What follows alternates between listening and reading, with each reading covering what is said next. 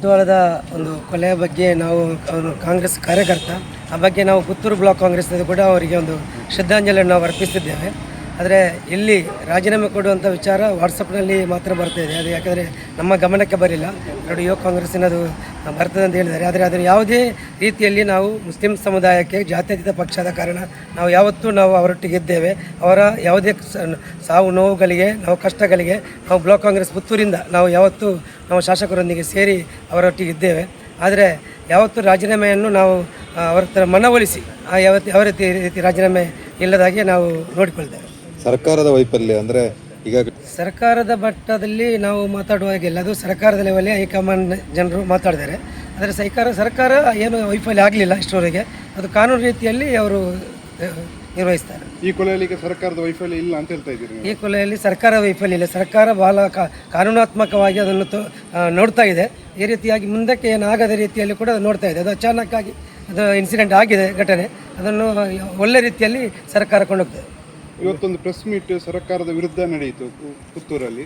ಅದರಲ್ಲಿ ನಿಮ್ಮ ಸ್ಥಾಯಿ ಸಮಿತಿಯ ಸದಸ್ಯರು ಒಬ್ಬರು ಮತ್ತೊಬ್ಬರು ಯುವ ಕಾಂಗ್ರೆಸ್ಸಿನ ಮುಖಂಡರೊಬ್ಬರು ಭಾಗವಹಿಸಿದ್ರು. ಇದಕ್ಕೇನು ಹೇಳ್ತೀರಿ? ಅದು ನಮ್ಮ ಗಮನಕ್ಕೆ ಬರಲಿಲ್ಲ. ಅದನ್ನು ಏನಂತ ಅವರ ನಾವು ಅವರ ಹತ್ರ ವಿಚಾರ ಮಾಡ್ತೇವೆ. ಅವರು ಸರ್ಕಾರದ ವೈಫಲ್ಯ ಅಂತ ಒಪ್ಪಿಕೊಂಡಿದ್ದಾರೆ. ಅವ್ರು ಹೇಳ್ತಾ ಇದ್ದಾರೆ ರಾಜ್ಯ ಸರ್ಕಾರವನ್ನು ಕಿತ್ತೊಗೆದು ರಾಷ್ಟ್ರಪತಿ ಆಳ್ವಿಕೆ ತರಬೇಕು ಅಂತ ಹೇಳಿ. ಆ ಬಗ್ಗೆ ನಮಗೆ ಮಾಹಿತಿ ಇಲ್ಲ. ಅದರ ಬಗ್ಗೆ ನಾವು ನಾವು ಹೈಕಮಾಂಡನ್ನು ಕೇಳಿ ಅದರ ಬಗ್ಗೆ ನಾವು ಪಕ್ಷದ ನಿರ್ಣಯವನ್ನು ತಗೊಳ್ತೇವೆ. ಗೃಹ ಮಂತ್ರಿ ಮತ್ತು ಸ್ಪೀಕರ್ ಬಗ್ಗೆ ಹೇಳಿದ್ದಾರೆ. ಆಕ್ರೋಶವನ್ನು ಒಮ್ಮೆ ವ್ಯಕ್ತಪಡಿಸುವಾಗ ಏನಾದರೂ ಹೇಳಿರ್ತಾರೆ, ಆದರೆ ಅವರನ್ನು ಸಮಾಧಾನಪಡಿಸಿ ಕಾರ್ಯಕರ್ತರ ಆಕ್ರೋಶಕ್ಕೆ ನಾವು ಕೂಡ ಒಟ್ಟಿಗೆ ಇದ್ದೇವೆ. ಆದರೆ ಅವರನ್ನು ಸಮಾಧಾನಪಡಿಸುವಂಥ ಕಾರ್ಯಕ್ರಮವನ್ನು ನಾವು ಬ್ಲಾಕ್ ಕಾಂಗ್ರೆಸ್ಸಿಂದ ಮಾಡ್ತೇವೆ. That's my gadget. Let's go have some fun then.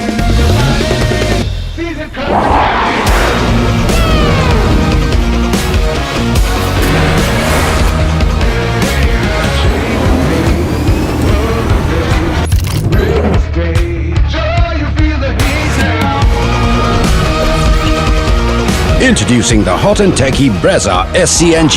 Cool new SCNG tech for a cool new generation.